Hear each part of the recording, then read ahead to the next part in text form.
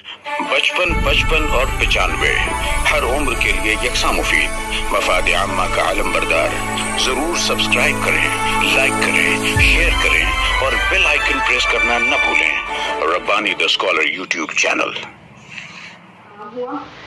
सामाईन, आज की इस नज़्म में स्टेज पर रौनक अफरोज एक ऐसी शख्सियत जो गुनाह व सिफात की मालिक, जिनका अंदाज तकल्लुम सबसे मुख्तलिफ व मुमताज़, जिनके फैसले शहरियान के लिए आखिर व कतई, जिनका अंदाज बयान मुख्तसर और पुर असर, जो मेरे अपने उस्ताद बुखारी शरीफ, यहाँ मेरी मुराद काज़ी शरीयत हज़रत मौलाना मुफ्ती मोहम्मद हसनैन महफूज रहमानी साहब दामत बरकातहू। मैं आपको दावत सुखन देना चाहूँगी कि अपनी ज़र्री ख़यालात से हमें मुस्तफ़ीज़ फरमाएं। तालीम को लिखेंगे अगर ताज महल, इस पर करे तदरीस को मेहराब लिखेंगे। बिस्मिल्लाहिर्रहमानिर्रहीम, अल्हम्दुलिल्लाहि रब्बिल आलमीन, वस्सलातु वस्सलामु अला सय्यिदिल मुरसलीन व अलैहि व अला आलिहि व सहबिहि अजमईन, अम्मा बाद। फ़अऊज़ु बिल्लाहि मिनश शैतानिर रजीम, बिस्मिल्लाहिर रहमानिर रहीम। अर्रहमानु अल्लमल क़ुरआन, ख़लक़ल इंसान अल्लमहुल बयान। सदक़ल्लाहुल अज़ीम। आज की इस अहम मुसाबक़ती तक़रीब के सदर मुकर्रम जनाब शकील सर साहब, दीगर अमायदीन शहर व बैरून शहर और यहाँ तशरीफ़ फरमा सामिईन व सामियात, अल्लाह रब्बुल इज़्ज़त ने इंसान को पैदा फरमाया और उसे बोलने की सलाहियत से माला माल फरमाया। इंसानी क़ल्ब व ज़हन के अंदर बातें पैदा होती हैं, ख़यालात और जज्बात व अवातिफ़ होते हैं, लेकिन उनके इजहार का ज़रिया उसकी ज़बान है। किसी अरब शायर ने कहा और बहुत खूब बात कही कि इन्नमा जुइल लिसानु अलल फुआदि दलीला, इन्नल कलाम लफिल फुआदि व इन्नमा जुइल लिसानु अलल फुआदि दलीला। कलाम इंसानी क़ुलूब व अज़हान में होते हैं और ज़बान उनके इजहार का ज़रिया है। ज़बान व बयान की जो क़ुव्वत अल्लाह ताला ने इंसान को दी है वो गैर मामूली, खुसूसन जब खिताबत के सिलसिले में इसका इस्तेमाल हो और इंसान अपनी बात को आपकी आम ज़बान में तकरीर के तौर पर इस्तेमाल कर रहा हो, लोगों के क़ुलूब व अज़हान को मुसख्खर करना और बड़े से बड़े काम के लिए उन्हें उभारना, या किसी की ज़िंदगी में या समाज और कौमों में इनक़िलाब पैदा कर देना, इसी खिताबत की बदौलत मुमकिन होता है। अंबिया किराम अलैहिमुस्सलातु वत्तस्लीम को ख़ास तौर पर यह कैफियत दी जाती थी। जब मूसा अलैहिस्सलातु वस्सलाम के सामने ये मरहला आया तो मूसा अलैहिस्सलाम ने अल्लाह ताला से कुछ बातें कही थी, जिनमें से एक बात ये थी कि उनके लिए इस राह की आसानियाँ मयस्सर की जाएँ। रब्बि शरह ली सदरी व यस्सिर ली अमरी वहलुल उक़दतम मिन लिसानी यफ़क़हू क़ौली। न सिर्फ ये कि उन्होंने अपने ज़बान व बयान के मामले को अल्लाह से चाहा, बल्कि उसी के साथ साथ उन्होंने अपने भाई हज़रत हारून की मुआवनत भी अपने लिए अल्लाह से चाही, और उसकी वजह उन्होंने ये कही कि वह अख़ी हारून हुवा अफ़सहु मिन्नी लिसानन फ़अरसिलहु मई यरिद अन युसद्दिक़ुनी। मेरा भाई मुझसे ज़्यादा फसीह है, उसे भी मेरे साथ कर दीजिए। ज़बान अल्लाह की बहुत बड़ी नेमत है और बयान उससे बड़ी नेमत है, और उसके लिए कुछ चीज़ों की ज़रूरत होती है। बात बहुत तवील और बहुत लंबी है कि खिताबत क्या है, कैसे है, क्यों है, क्या चीज़ें ज़रूरी हैं। मैं बस दो चार बातें इस सिलसिले में अर्ज़ करूँगा। ये याद रखिए कि फ़न खिताबत अपनी जगह है। मैं फ़न खिताबत को فن کے طور پر زیادہ نہیں، ودیعت کے طور پر، وہبی ہونے کے طور پر زیادہ جانتا ہوں۔ فن کے طور پر آپ اسے حاصل کریں گے، محنت کریں گے، مشقت کریں گے، وہ ایک الگ چیز ہے، لیکن ایک مرحلہ آتا ہے جب یہ چیز من جانب اللہ آپ کے اندر اترنے لگتی ہے، اور وہ ایک الگ ہی شے ہے، اس کا مقابلہ نہیں ہو سکتا۔ اس لیے دو کوششیں ہونی چاہیے، ایک تو بطور فن اس کا حصول، اور دوسرے اللہ کے سامنے ہاتھ پھیلا کر اس کو مانگنا۔ اسی لیے میں نے خطابت کے سلسلے میں موسیٰ علیہ السلام کا حوالہ آپ کو دیا ہے۔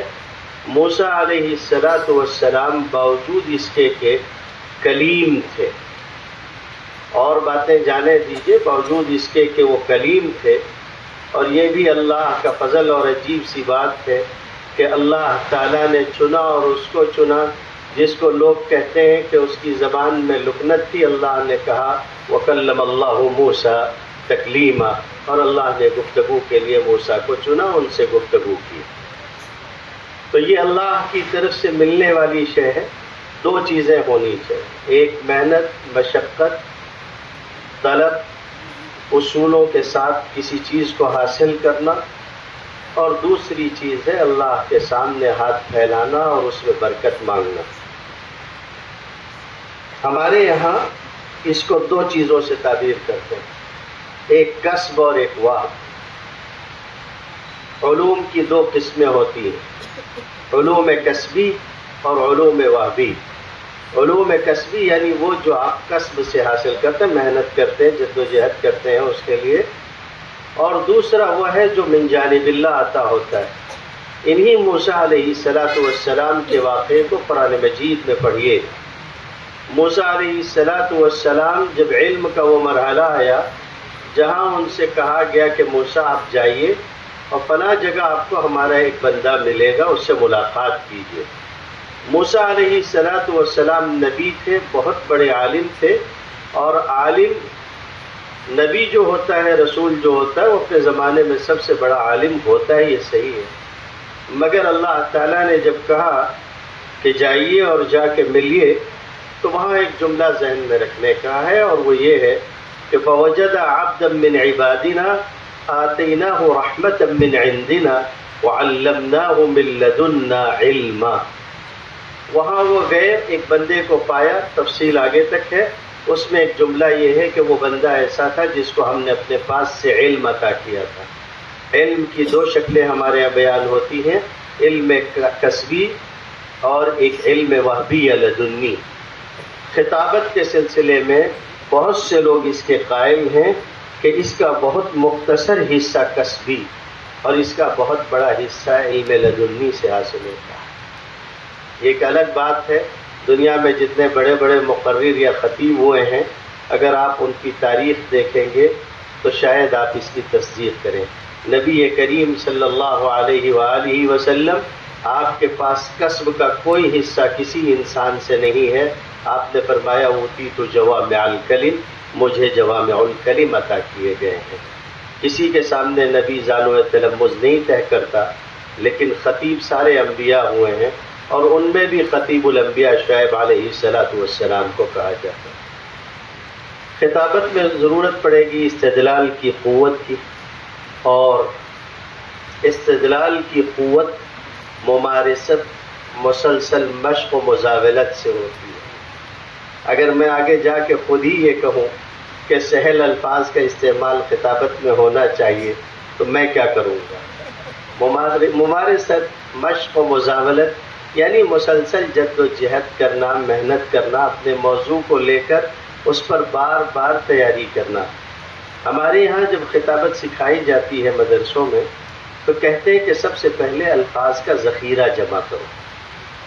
الفاظ کا ذخیرہ جمع کرنے کا طریقہ یہ ہوتا ہے کہ ابتدائی مرحلے میں آپ پوری قوت کے ساتھ بہت سارے مضبوط خطیبوں کے الگ الگ خطبے یاد کر لیں، تاکہ آپ کے پاس اظہار و بیان کے لیے مناسب تعبیر اور اچھا پیرایا ہو، الفاظ کے ذخیرے ہوں آپ کے پاس۔ اسی کے ساتھ ساتھ ایک جملہ میں اور عرض کروں گا. ہمارے یہاں ایک مرتبہ ایک کانفرنس ہوئی، بڑے علماء بھی جمع تھے، باہر سے بھی کچھ علماء آئے ہوئے تھے. ظاہر ہے کانفرنس تھی، اس میں مقالے پڑھے جانے تھے. ایک صاحب مقالہ پڑھ رہے تھے، سامنے کی سب سے 2-3 علماء اٹھ کر چلے گئے. بعد میں نے ان سے کہا کہ وہ ٹھیک مقالہ پڑھا تھا، انہوں نے آپ لوگ کہاں چلے گئے؟ تو وہ کہنے لگے کہ ان کے فلاں فلاں الفاظ جو ہے وہ ٹھیک نہیں تھے. جس آدمی کا جو ہے وہ الفاظ کا ذخیرہ ہی ٹھیک نہ ہو، تحقیق کیا پیش کرے گا؟ یہ چیز سمجھنے کی ہے کہ اس سے بہت غلط اثر پڑتا ہے. آپ جو بھی الفاظ استعمال کر رہے ہوں اس میں لفظ کا وہ تلفظ ہونا چاہیے جو اہل علم کے ہاں طے شدہ ہے. اگر اس کے کئی ایک تلفظ ہیں لیکن وہ اہل علم کے ہاں رائج نہیں ہے تو مت کہیے. ہمارے یہاں کبھی کبھی کچھ لوگ سمندر الگ الگ، جہنم، اس میں سمجھنا چاہیے آپ کو کہ صحیح کیا ہے اور کس طرح سے کہنا چاہیے. بعض لوگ طلباء اور طلباء میں فرق نہیں کرتے، اس میں بھی سمجھنا چاہیے کہ رائج اور اصل کیا ہے اور درست کیا ہے. تو ایک تو ہے استدلال کی قوت اور الفاظ کا ذخیرہ. زبان کی طلاقت اور روانی بھی بہت ضروری ہے، لیکن یہ اسی وقت پیدا ہو سکتی ہے جب آپ کے پاس الفاظ کا ایک شاندار ذخیرہ ہوگا. موضوع کا تعین ہونا چاہیے. جس موضوع پر آپ بات کرنا چاہتے ہیں پہلے اسے متعین کریں، پھر اس کا وقت متعین کریں، پھر اس وقت کے اندر اس موضوع کو آپ کس طرح سمیٹ سکتے ہیں اس پر غور کریں، اور شروع سے اخیر تک اپنے مضمون کی رعایت کریں. تب جا کر آپ ایک شاندار تقریر کر سکتے ہیں اور ایک اچھے خطیب ہو سکتے ہیں. بعض اوقات میں نے دیکھا بعض خطباء کو، ہمارا تو تجربہ ہی رہتا ہے، ہم لوگ جلد سے جلوس والے لوگ ہیں، خطیب سے کہیے کہ آپ کو 5-7 منٹ دیے جا رہے ہیں، آپ اپنی تقریر اتنے میں سمیٹ لیں. تو بعض خطباء وہ ہوتے ہیں جو کہتے ہیں اتنے میں تو تمیز بھی نہیں ہوتی. اس کا مطلب ہے کہ آپ خطیب نہیں ہیں. خطیب وہ ہوتا ہے جو بہت تھوڑے وقفے میں بھی اپنی بات پوری کر لیتا ہے. لیکن بعض لوگ ہوتے ہیں جو ایسا نہیں کر سکتے، اس لیے پورا موضوع ایک مرتبہ سمیٹ لیں اپنے ذہن میں، اور کم سے کم وقفے میں کیسے ادا کر سکتے ہیں اس کا خیال. اس کے علاوہ مرتب اور مسلسل تقریر کریں. تقریر کے دوران اگر آپ ایسے جملے بولتے ہیں مثلا جو ہے تو یا اس طرح کے اور کچھ کلمات، ہاں تو میں کیا کہہ رہا تھا، بات بہت دور نکل گئی، اس کا مطلب یہ ہے کہ آپ کی تقریر مرتب اور مسلسل نہیں ہے. ہمارے یہاں بعض لوگوں میں مشہور ہے، وہ یہ کہتے ہیں کہ بعض لوگوں کی آدھی تقریر ان کے تکیہ کلام سے پوری ہو جاتی ہے. بھائیوں، بزرگوں، دوستوں، آدھی تقریر اسی میں ختم ہو جاتی. تقریر مرتب اور مسلسل ہو، سہل اور شگفتہ تقریر ہونی چاہیے. تقریر بہت خشک بھی ہوگی تب بھی اپنا کام نہیں کر پاتی. تقریر شگفتہ ہونی چاہیے. مشکل سے مشکل مضمون کو بھی پانی کر دینے والا مدرس اور خطیب ہی قابل ہوتا ہے. اس کے علاوہ پھر خارجی عوامل بہت سارے ہیں، اشارہ ہے، فلاں ہے، فلاں ہے، وہ ساری چیزیں ہوتی ہیں. خطیب کس طریقے سے سامعین کی طرف متوجہ ہو. ایک دو بات بس عرض کرنی ہے. ایک بات تو یہ ہے کہ نامانوس الفاظ نہ ہو، نامانوس الفاظ نہ ہو، اس لیے کہ جب تک کہ آپ کے نامانوس الفاظ کو وہ اپنے لیے مانوس بنائے گا سامع، تب تک آپ تقریر میں بہت آگے جا چکے ہوں گے. عبد الملک مروان نے تقریر کی، تقریر کرنے کے بعد اپنی ایک باندی سے، کنیز سے اس نے پوچھا کہ میری آج کی تقریر کیسی رہی. وہ یمن کی تھی اور خطابت میں اس کو بھی بڑی قوت حاصل تھی. تو اس نے کہا تقریر تو آپ نے بہت شاندار کی، لیکن دوران تقریر آپ بعض باتوں کو 2-3 مرتبہ دہراتے رہے، یہ ٹھیک نہیں رہا. تو اس نے کہا وہ باتیں میں نے بار بار اس لیے دہرائیں تاکہ جو لوگ نہیں سمجھ سکے ہیں وہ بات کو سمجھ لیں. اس پر اس نے ہنس کے کہا جتنی دیر میں ناسمجھوں کو آپ سمجھاتے رہے، سمجھدار لوگ آپ سے اکتاتے رہے. یہ ظاہر سی بات ہے، یہ چیز تکلیف دہ ہوگی، تو محنت کریں. سب سے بنیادی اور اہم چیز ہے اپنے موضوع کو لیں، اس کو خوب محنت کریں. جب آپ محنت کریں گے تو انشاءاللہ خطابت آپ کے اندر آ جائے گی. میں اس موضوع پہ سب سے شاندار چیز، یعنی اردو میں اگر کسی کو سمجھانے کے لیے یا طلباء کو خطابت سمجھانے کے لیے سمجھتا ہوں تو مجھ کو سلیمان خطیب کے اشعار لگتا ہے. سلیمان خطیب نے بہت غضب کی بات کہی، ویسی بات کوئی دوسرا نہیں کہہ سکا اردو میں. سلیمان خطیب نے کہا ہے کہ بات ہیرا ہے، بات موتی ہے، بات لاکھوں کی لاج ہوتی ہے، بات کانٹوں کا تاج ہوتی ہے، بات پھولوں کا باغ ہوتی ہے، بات قہر و ثواب ہوتی ہے، بات قہر و عذاب ہوتی ہے، بات خیر و ثواب ہوتی ہے. بات ہر بات کو نہیں کہتے، بات مشکل سے بات ہوتی ہے. وآخر دعوانا الحمدللہ. 55 اور 95 ہر عمر کے لیے یکساں مفید. مفاد عامہ کا علم بردار. ضرور سبسکرائب کریں، لائک کریں، شیئر کریں اور بیل آئیکن پریس کرنا نہ بھولیں. Rabbani the scholar YouTube channel. Rabbani the scholar YouTube channel علمی، ادبی، دینی، ملی، سماجی، ثقافتی، تہذیبی، فلاحی، طبی، فنی، معاشی، تجارتی، معاشرتی، انتظامی، انقلابی، تحریکی، تحقیقی، تکنیکی، تفتیشی، تعمیری، تعلیمی و معلوماتی یوٹیوب چینل. ضرور سبسکرائب کریں، لائک کریں، شیئر کریں اور بیل آئیکن پریس کریں. ربانی دی اسکالر یوٹیوب چینل.